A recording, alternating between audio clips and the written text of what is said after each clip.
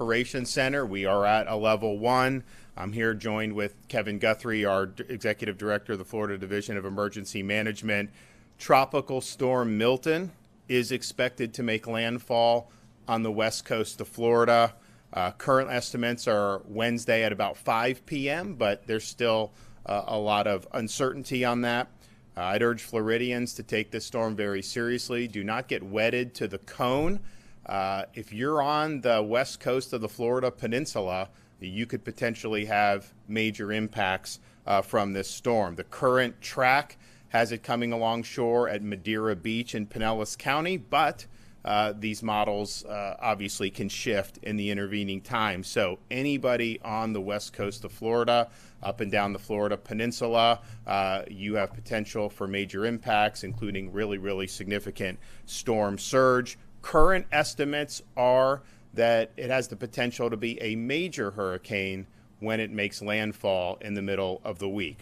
Yesterday, I signed executive order declaring a state of emergency. We had 34 counties. We now have expanded that in light of the forecast to 51 counties. This is allowing state officials to operate without the limitations of bureaucracy, make critical resources available to communities ahead of any potential storm impacts. We just had a major hurricane, Helene, that hit in the Big Bend of Florida, but I think a lot of people, particularly on the west coast of Florida and the Florida Peninsula, saw major storm surge, major damage to a lot of businesses and residents that created a lot of debris. And this is something that, of course, local governments have been working on. They have contracts and they do that. But we also understand that this debris creates a hazard if we then get another storm in that same area. So the executive order orders all disaster debris management sites and landfalls in all counties impacted by Helene to remain open and to allow 24-hour debris drop-off. I've also directed state personnel and assets to work around the clock to assist local entities as they continue cleanup and dispose of debris from Hurricane Helene. We also included in the executive order directives to local officials to anybody that is evacuated as a result of Milton, that is, when the storm passes, that they need to be able to get back in their home as soon as possible. If they think that they're not going to be let back on for many days, then fewer people are going to want to follow the evacuation order to begin with. And so, obviously, if there's hazards and people's safety is in major jeopardy, like a bridge is not functioning or something, that's one thing. But the default has got to be get people back into their homes. We are, as I mentioned, at a level 1. We do think Milton will likely become a hurricane either later today or tomorrow. As of this morning, the storm was located 860 miles west-southwest of Tampa. Maximum sustained winds are currently at 60 miles an hour. It's not going to move very far for the next 12 to probably 18 hours. It's going very slow, and then it's going to start to pick up the pace and head towards the state of Florida. The Florida Division of Emergency Management is, of course, addressing storm-related resource requests to support communities, potentially in the path of the storm. We've already sent multiple high-water rescue vehicles to Hillsborough and Pinellas County, where current models have the eye of the storm making landfall. Also in Hillsborough, we've deployed nearly 400 feet of flood protection systems for a fire station so that operations are not interrupted due to storm conditions. We're currently coordinating another 1,800 feet of flood protection systems for wastewater facilities, pump stations, and a hospital in both Hillsborough and Manatee counties. And as I previously noted, we've ramped up state support of county debris removal efforts to 24/7 around the clock. Yesterday, I directed Kevin and FDOT to further supplement, not to displace, but to supplement the existing sand and debris removals of our local community. So it's important for all our local communities and local governments to continue with the debris removal. Over the next particularly 48 hours, you have round-the-clock access to these dump sites. We need to work together to clear as much debris as possible. FDOT is helping local entities remove remaining sand from local roads throughout the barrier islands of Pinellas County. And they aim to be complete very soon. The Florida National Guard, the Florida State Guard, Additional FDOT personnel and the Florida Highway Patrol have been activated and deployed to aid in debris removal and to provide logistical support to local entities. Over 800 guardsmen are currently deployed for debris removal. A majority of those are in Pinellas County, and we will soon have up to 4,000 guardsmen for this time-sensitive debris removal mission. It's also important to note, Kevin has the authority. We are opening these sites 24/7. There's some scuttlebutt trying to say the DEP, Florida DEP, is not allowing that. That is not true. It is, everything is going forward. These things need to be open, and they are going to be utilized. And so we have, and Kevin and his team are coordinating with all the local EM directors to inform them of the waste and landfill sites that have been ordered to remain open 24/7, and we're surging assets to be able to do that. So all available state assets that, and you know, people understand our state agencies have missions, normal missions in the course of normal business.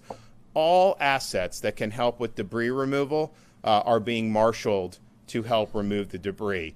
So if FDOT has dump trucks in Seminole County that can be used to help remove debris in the Barrier Islands and many, they're going to do that. We are using every resource at our disposal to help our local communities get the debris off. Look, there's been some good work that's been done with this since Helene, and I know a lot of the local communities have taken this serious. And I've seen progress just by going around and visiting, but you also have some areas where there's a lot of debris that's there. So you get hit with a major hurricane, what do you think what's going to happen to that debris? It's going to increase the damage dramatically. And so Kevin and his team have been working on this weekend. We're going 24/7 to be able to do. And if you think about clearly all day today, all day Monday, and then hopefully most of Tuesday or maybe all of Tuesday. I mean, you know, if it hits Wednesday evening, you'll probably start getting some effects, maybe late Tuesday night. We'll see, and this can shift. But this is all hands on deck to get that debris where it needs to be. Final note, we have instructed assets currently assisting in North Carolina and Tennessee to return the necessary equipment and personnel home ahead of Milton's landfall. So State Guard, National Guard, FWC, Highway Patrol, FDLE will be home, manned up, ready to deploy in Florida should those assets be needed to respond to Hurricane Milton. Power restoration was the quickest restoration. I think there were 2.4 million restorations, and it got down to within less than a week. I mean, I think there were a couple thousand accounts in areas where the needed to be rebuilt, but it was a really great effort. The co-ops did a really good job. Duke did a really good job. This potential restoration effort, if we do have an I-4 storm, you are going to see a lot of power outages. I mean, that is just something that I think people should prepare for. We already have a lot of crews coming into the state of Florida. They're going to be staged in different parts of the state of Florida, and they are going to be going as soon as the storm passes. But this is something that potentially would be greater power outages than what we just saw with Hurricane Helene. So Floridians should just be prepared for that. No, if you're anywhere near that cone, certainly you should prepare to have power interruptions. That's just the reality of what we're dealing with. But there is massive amount of resources that are being marshaled, and I think it's Kevin and I's judgment that you're likely to have greater outages for this. Even if it doesn't end up reaching major status, you're still likely going to have greater outages on a Hurricane Milton than we just did with a Category 4 Hurricane Helene. And of course, Milton could end up being a major hurricane as well.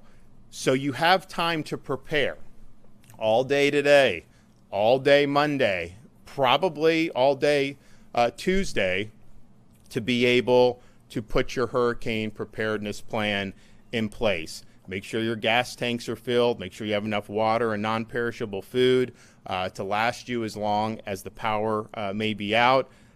Clear up loose objects in your yard. Obviously, the big debris piles, you need that to get hauled away. But anything other than that isn't debris, make sure that you have that. Know your evacuation zone. There will be voluntary and mandatory evacuations in effect in a number of communities throughout the state of Florida. If you're on that west coast of Florida and Barrier Islands, just assume that you likely are going to be called upon to evacuate. Now, there's uncertainty about the storm. This is an unusual track in terms of it coming from the Pacific Ocean, hopping across Mexico, forming, and then coming horizontally into the west coast of Florida. Not, I think, any type of storm that has been dealt with, certainly in recent years. When these storms hit, the areas that are on kind of the dirty side of the storm, they're going to get more storm surge. And so if you look at Tampa Bay is very vulnerable to storm surge. I mean, we just saw a storm 100 miles off the coast generate 4 to 6 feet in a lot of places of that. If the Tampa Bay is on the dirty side of the storm, it's likely to generate storm surge in excess of what Helene did. If the storm is further south and Tampa Bay is on the weak side of the storm, it may be that the storm pulls water out of Tampa Bay. So there's a wide range of possibilities that can happen there. But bottom line is you're potentially looking at storm surge that was more significant than what we saw in Hurricane Helene. You do not have to get in the car and drive 500 miles. You're going to be able to have places to evacuate within your own counties. There's also other counties that are already starting to step up and offering sheltering that may not be in the direct path of the storm. And so all that information will be available if you go to floridadisaster.org/shelters, or you can also reach out to your local emergency management officials about that. Now, I don't think shelters have been open yet, but you can anticipate that will happen in the not too distant future. In Florida, remember, take care of your pets. Every county has at least one pet-friendly shelter. Don't leave your pets behind. If you are using lodging at our hotels when there's a state of emergency, the hotels have agreed to accommodate your pets, and that's very, very important that you do that. We already have sandbag locations open in multiple counties in South and Central Florida. Check your county's EM page to see where those locations are. You can find your county's emergency management page at floridadisaster.org/counties. And remember, calls on evacuation, some of the access to barrier islands, all that, those are all going to be issued by the local emergency management officials. So please keep an eye on this storm. There's a bit, I mean, the greater cone covers almost the entire west coast of Florida at this point. And so, and even if you're not in the cone, as it gets closer, certainly if you're on the dirty side of the storm, there's going to be surge that goes outside the cone that's going to be significant. So just prepare for that and understand that's something that is likely to happen. Apply for assistance. So people that are still suffering from Helene can apply for assistance by going to hopeflorida.com or calling 1-833-GET-HOPE. This is now open 24 hours a day, 7 days a week, and we understand when you have on the heels of a major hurricane to then have another, this is similar to like 2004 when Florida had multiple in a row, that makes it difficult. And if you need help, there's a lot of organizations that have been out there helping these communities, and you can reach them through the Hope Florida line. When you do have power out, I think people really has taken this to heart in recent years on generator use. Great. If you want a generator, use the generator if you lose power, but do not run that generator in your home. That could be fatal.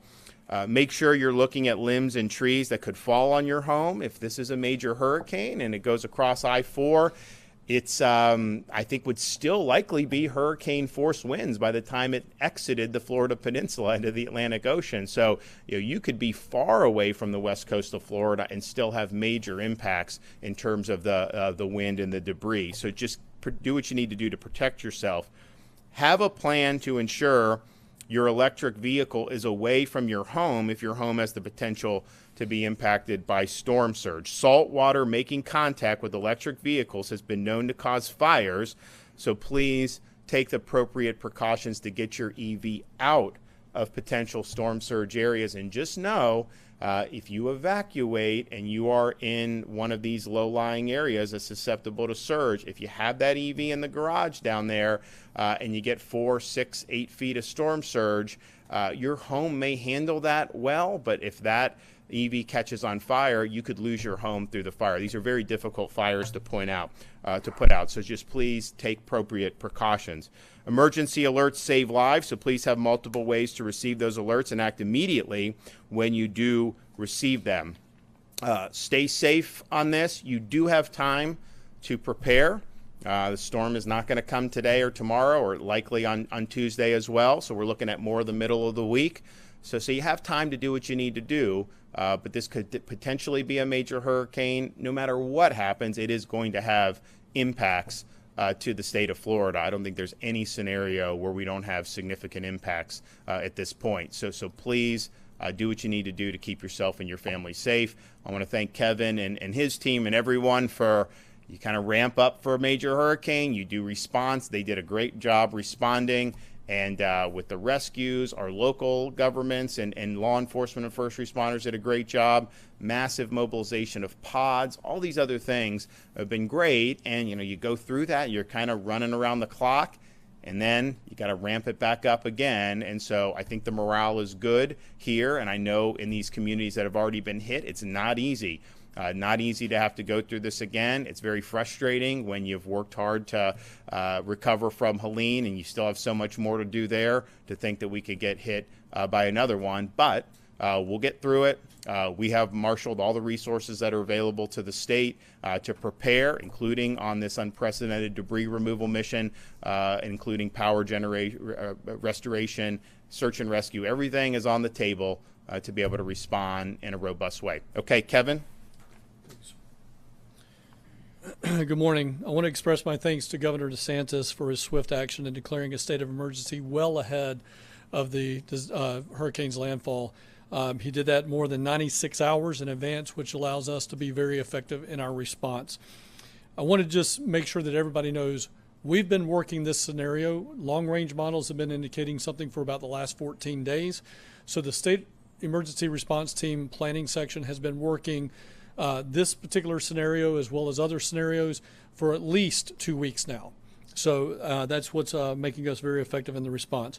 Before hurricane season ever began, our team knew to hope for the best and prepare for the worst, meaning that we were more ready than ever to respond to multiple storms in this season.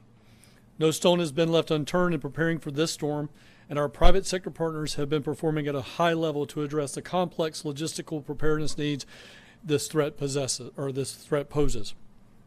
Thanks to their effort, we are working around the clock to get our preparations in place, and I need all of you to now do the same. I urge Floridians to finalize your storm preparations now, enact your plan. I highly encourage you to evacuate. We are preparing, and I have the state emergency response team preparing for the largest evacuation that we have seen, most likely since 2017 Hurricane Irma. But to that end, I want to go back to our basics. Evacuate if you are in an evacuation zone. If you are not in an evacuation zone and your house was built in conjunction with the Florida Building Code, which pretty much throughout the state of Florida means after 2004, you may be better just to stay in place. If you're dependent on power, you will need to evacuate. If you're dependent on a special set of circumstances, you'll need to evacuate. But if you're not one of those individuals and you're inland, not in an evacuation zone, it may be better for you to just stay in place. I know that many Floridians are still trying to recover from Hurricane Helene, and your plans for Milton need to reflect that. Did you go through all your water? Did you go through all your food? Did you go through all your pet food? Do you need to get new batteries? Please make sure you're doing that today. Make sure your entire family knows the plan, including seniors and children. Make sure you have enough supplies in your disaster supply kit to last each member of your family for at least 7 days. Don't forget that the pets need to be included in that plan, and be sure to include supplies for them as you get ready to evacuate. If you or a loved one have access or functional needs issues, please register today with Florida Special Needs Registry at floridadisaster.org/SNR. That's S as in Sierra, N as in November, R as in Romeo, to provide to your local first responders ahead of the potential storm impacts. When you do this, your local county government will ensure that somebody actually comes to your house, picks that person up, and gets them to where they need to go. Now is the time to determine if your home can withstand the hurricane force winds, and if it cannot, as I've already mentioned, you need to evacuate. You can visit floridadisaster.org/KNOW, that's /no, to find out if you live in an evacuation zone. As we talked about 2 weeks ago, flood zones are different than evacuation zones. Please make sure you're paying attention to your evacuation zone, not your flood zone. I want to ensure you that each and every member of the State Emergency Response Team has been working 24 hours a day for the last several days to make sure that we are ready for this particular storm. As the governor has mentioned, we are doing debris removal with every state agency asset that we have, everything from pickup trucks and trailers all the way to dump trucks and grapple hooks. We are getting out there and supplementing the local response to getting that debris out of the way. As the governor has said, DEP has given me the authority to utilize any site for debris management. I can go in there on a minute's notice and take over that site. DEP is not standing in the way of us getting property to use as debris management sites. I have that authority. We have done that, and we will continue to do that. I want to assure everybody that when you get on the evacuation routes and you start evacuating, we have thought through a lot of contingencies. Florida Department of Transportation will have all of its road rangers. We will have emergency fuel along all evacuation routes. We will have emergency EV charging stations along evacuation routes. We are looking at every potential possible location that can potentially house someone as what we refer to in our in emergency management as a refuge of last resort. We have been identifying those locations along evacuation routes now for more than 5 days in anticipation of something major happening. I say all this to tell you the State Emergency Response Team is ready. We are prepared. We've been working every contingency, every scenario. I want you to rest assured that we're here for you and we're ready to respond to your needs. Governor, as always, thank you for everything you do. And as far as everyone out there, please make sure you follow us on X and Instagram at FLCERT, and then on Facebook at FDEM. And you can always go to floridadisaster.org/updates for all of our updates. Again, thank you very much, Governor. So you have time. You have today. You have tomorrow. Probably Tuesday as well, but certainly Sunday, Monday, you have time to put your plan in place. You have time to make the appropriate precautions. You know, as Kevin said, there are going to be calls for evacuations that will come in areas that are in the eye of this storm that are susceptible to the significant storm surge that we anticipate that this storm will generate. So heed that call. I mean, the one thing that I think people that have been through these storms will tell you is even in a major hurricane, you know, if you're in a structure and you're hunkered down with the wind, you know, you may be able to get through that fine. It is possible. But when you have that surge, there's just it's Mother Nature, and you're not going to win that. And it's incredibly powerful. And we just saw with Helene, there were homes in the Big Bend of Florida, right there on the coast, who had no damage from Idalia, which was just shy of a Category 4 that hit last year.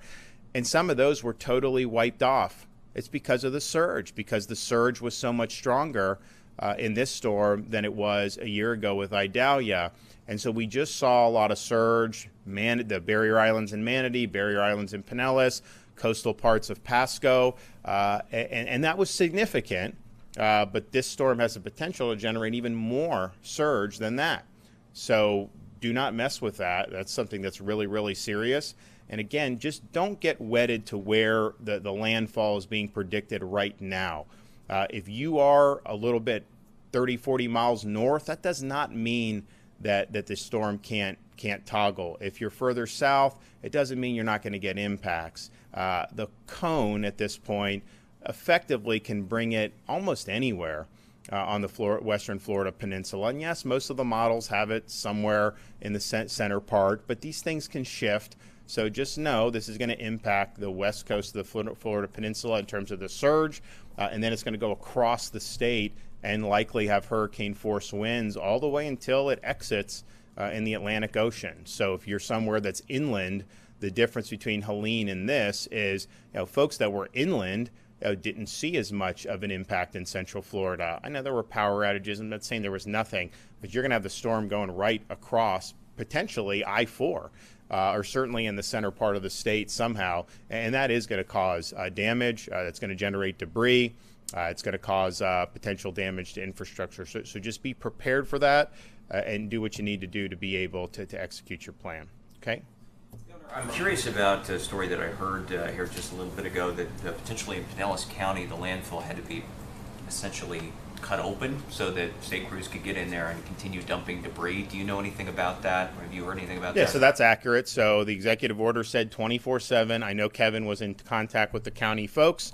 There was a bunch of state assets that had a lot of debris to dump off, and it was locked, and there was no one there manning it. And so they basically opened it, and they did the debris, and that's totally appropriate to be able to do that. We need 24/7, right? I mean, this is something I think the local folks have worked hard on the debris. I don't think it's that, it's a lot of debris, right?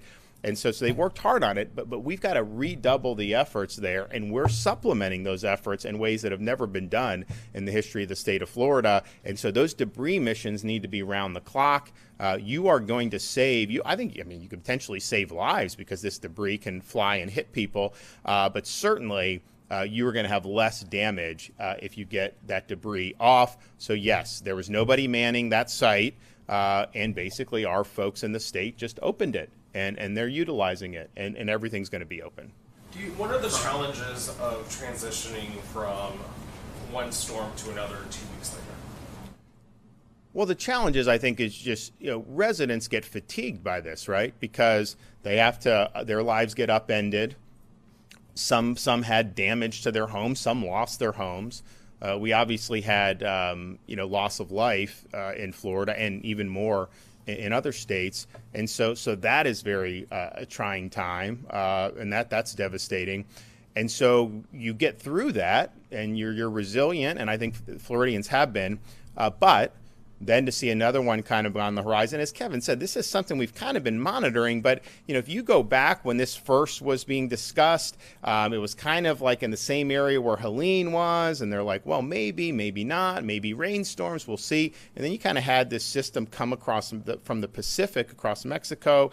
And it's just created this. So we've kind of known that something may happen. But it was like maybe something was supposed to already happen. I think initially they thought it would happen this weekend, right? And so that didn't happen. And so you're like, okay, maybe you're fine. And then you see this form and then that. So I just think from a emotional perspective, I think it's tough. I think people they do get fatigued, and that's totally understandable. From a preparedness or operational perspective, we've assumed that this was going to happen. I mean, you have to assume that. As soon as we saw there was a potential, we were already figuring out, okay, what do we need to be doing? And we had no idea if it would hit Florida for sure, or what the track would be.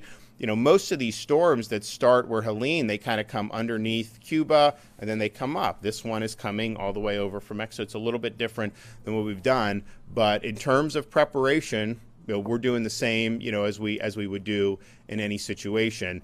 We did have a very robust response. There were rescues that were effectuated, and then within 12 to 24 hours, those were basically concluded. You see in like North Carolina, that's been an ongoing thing for over a week to be able to go and rescue people out of some of those hard-hit areas. So our folks, did their duty on that. They'll be staged, ready to go on this. The power crews, we're marshaling that. We're going to be talking. I know Kevin's already talked with a lot of the companies, but the Helene power restoration was textbook. That was very quick. I have 2.4 million restored, and I think you got to basically to where 20,000 were out within a few days of this. And some of those harder hit areas have to be rebuilt, and so they're even doing that a lot faster than normal. So that's great, but now we're looking at potentially more outages. You're looking at you look at the central part of the state. There are a lot of people there, and this storm can potentially do a lot of damage. So anything from preparation, we're just plowing through. But I do think the challenge is just, this is a taxing thing to have to go through. And I remember back in 2004, it was just like one thing after another, and it was just. And people got really fatigued by it. Now, there were people that were out without a power for a long time there. Helene, fortunately, the power was restored very quickly. I don't think it's ever been restored that quickly after a Category 4+ storm.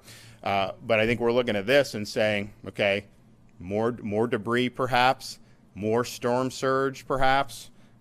Certainly more storm surge in areas that just got the surge but were far off from the eye of the storm on the Florida Peninsula. And then, what type of damage are we going to see with infrastructure? I mean, we did have the SR 786, Bradenton Beach, Anna Maria, Longboat Key. That road got damaged. There was a lot of sand, so we did an emergency repair on that, and we're happy to do that. Obviously, we want to get that up and running. But we didn't have as much really major structural damage on our roadways or our bridges as we could have. This could potentially bring more. So, it's a serious matter. But I think people are taking it seriously. I think when you go through and see that you could have storm surge like we saw in Horseshoe Beach and some of those, all the way down hundreds of miles south, you still had significant storm surge. People realize they don't want to mess with that. Does there need to be a supplemental aid package from Congress? What's that? Does there need to be a supplemental aid package for FEMA from Congress before the election? That would be a question for the congressman. What I said the other day was we submitted requests to basically just utilize the existing federal programs that Americans, have a right to access, and we got approval for what we asked for.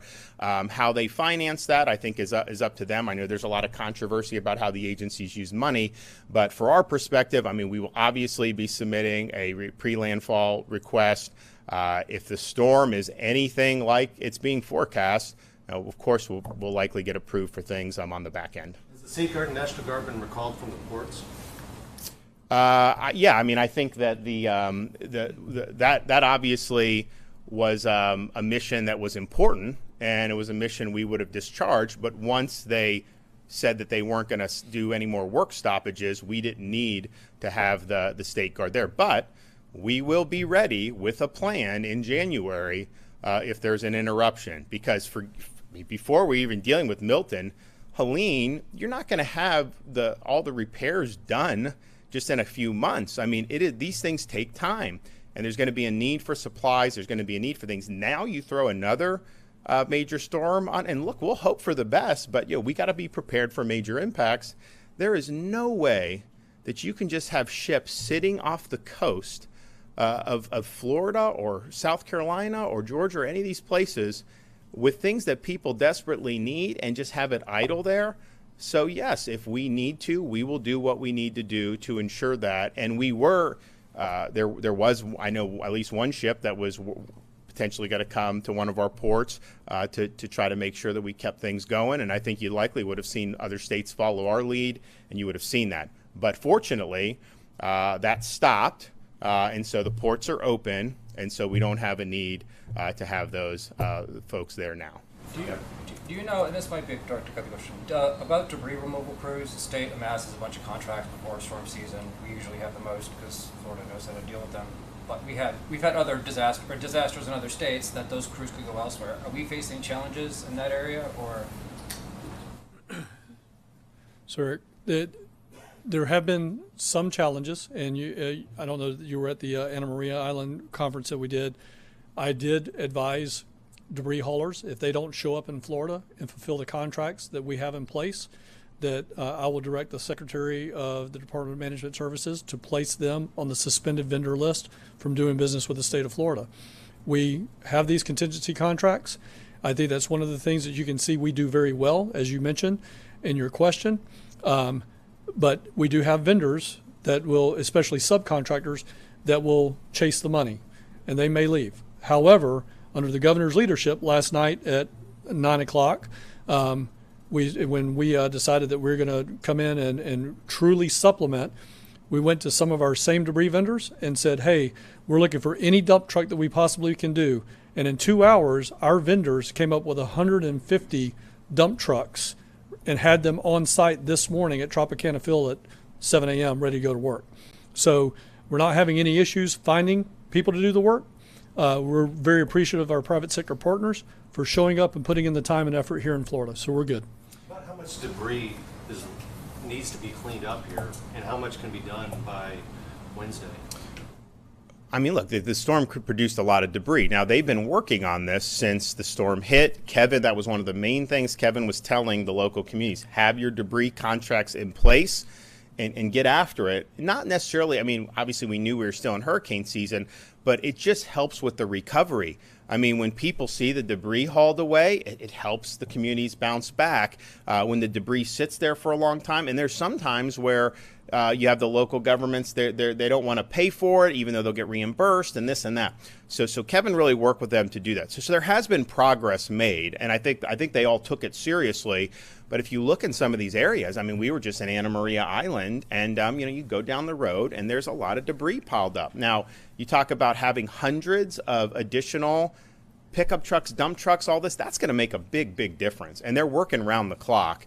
So, I know that if you look at the priorities on this are clearly the Pinellas Barrier Islands, the Manatee Barrier Islands, probably coastal Pasco, I think, where we were at the other day, probably some sites in Hillsborough, kind of along there. So with the resources that we're marshaling, that is going to make a difference. And I know that everyone, I think, is on the same page at the local level, and certainly we are on the state level, that we have all these other things we got to prepare for. We're sending the word out to the residents that this is something you got to be preparing for now and take the steps you need to. And we got to do all that like we would for any other hurricane, but we do have to do this debris mission. So our supplement, I think, is more than has ever been done by far, but it's important. And these sites are open 24 hours. And as you asked, if they're not open, we're going to open them, and we're going to do that. And basically, Kevin will effectively commandeer that under the emergency authority just to be able to make sure we have a place to put this stuff. So I think it's really, really an important mission. I'm glad that Kevin has spearheaded it, but I don't think we've ever had. I mean, we've got DOT, FWC. I mean, we have all these agencies that have different assets, and they're doing things in the normal course with those assets. It's not like they're just sitting around. So we're pulling them off other tasks to be able to focus on this until this storm makes landfall. And look, we don't know the exact track because I think there's just a lot of uncertainty. That's why the cone ultimately covers the whole western part of Florida, the peninsula. But if it hits in the same spot, if it hits in one of the spots that already had a lot of debris, and the nasty side of the storm does that, I mean, you're going to see surge. You're going to potentially see much more significant winds. I mean, we didn't have as much wind damage on the Florida peninsula as you would expect from a Category 4 storm because the eye of the storm was so far off the coast. It was just a really big storm. But you didn't have 140-mile-an-hour winds impacting Pinellas or Hillsborough counties. This one, if it's a major hurricane and that eye goes across, you're talking about much more significant wind damage than what we saw, in addition to more significant storm surge. So having that debris out there will absolutely be a hazard when you're talking about this. So I would just, all the local folks, I know you've been working really hard. We appreciate it, but just do not take the foot off the gas on this debris mission. You have unprecedented amount of support to help you. Let's clear. Hopefully we can clear it all. I mean, I guess it just depends on where it's easy. If it's on a major road, like a kind of like you can go get it. Some of the stuff in the private communities can be a little trickier. But bottom line is there's assets available. One more question, I swear. So the storm surge from Helene was like 20 feet when it hit the Big Bend, and they're saying we might see the same type of flooding if it hits Tampa Bay. So does that mean that Tampa Bay could see up to 20 feet of storm surge? Yeah, I mean, so now they're saying 10, but here's what I would just say on that. From the entire time I've been governor, you look at different scenarios, and probably the scenario that was one that is challenging in terms of the damage would be a major hurricane going into Tampa Bay just because it's so vulnerable. The Big Bend, yes, we had certain communities that were hit very hard, and Kevin and I have been there, and we're helping those out. But if you look at most of the Big Bend is uninhabited. When you're talking about Tampa Bay and you talk about what even 10 feet of storm surge would do in an area that has, I mean, the greater Tampa Bay area is millions of people, that is just a level of damage, I think, that would far exceed the damage that was done in the Big Bend. It doesn't mean the surge will be that high, That's not what's predicted yet, but I think the surge is predicted to be worse than it was for Helene. Now, I've also pointed out, because I think you got to be honest with people. I know there's some that want to just say it's definitely going to be as bad as possible, whatever. I mean, I give the range of possibilities because there's a lot of uncertainty here. And I mentioned it earlier, but it is true. Tampa Bay, if it's on the dirty side of the storm, will have more storm surge than if it's on the softer side of the storm. In other words, the further south of Tampa Bay the storm goes, it's likely to take water out of Tampa Bay.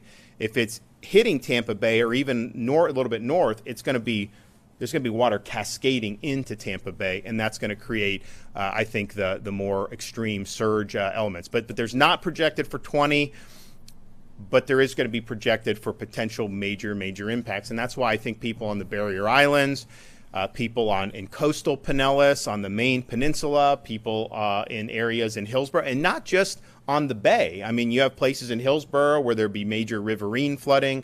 So there's a lot of areas. That's why we want people to know your zone. Anticipate there being, from your counties, that there will be evacuation orders issued. Certainly, I think probably you may see some today, but I think you'll definitely start seeing them probably first thing tomorrow morning.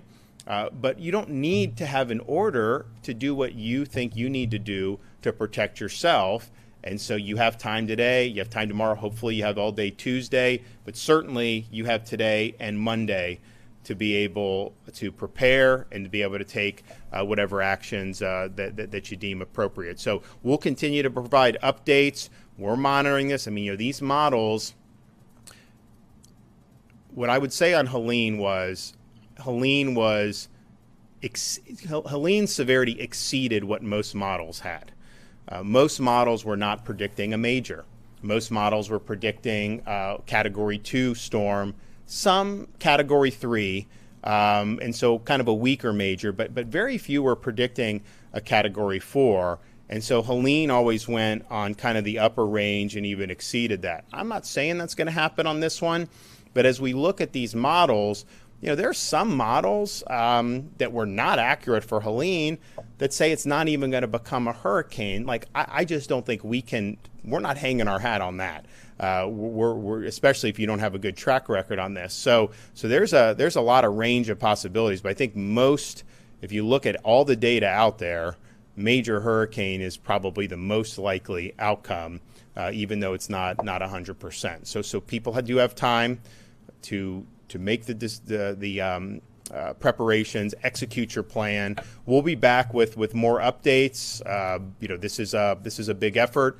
This is not a good track for the state of Florida. We've when you have them come in the Atlantic on the East Coast, a lot of times they can skirt. Even when they come underneath Florida and go up, there's always a possibility that maybe it goes a little wide to the left. Here, this thing's just coming across the Gulf of Mexico. Our state is just sticking out. We're going to get hit in some way, shape, or form. So people can just prepare for that. So we're looking at sometime on Wednesday for that, and we'll continue to update as we get more data in and the forecast changes if it does change. Thanks.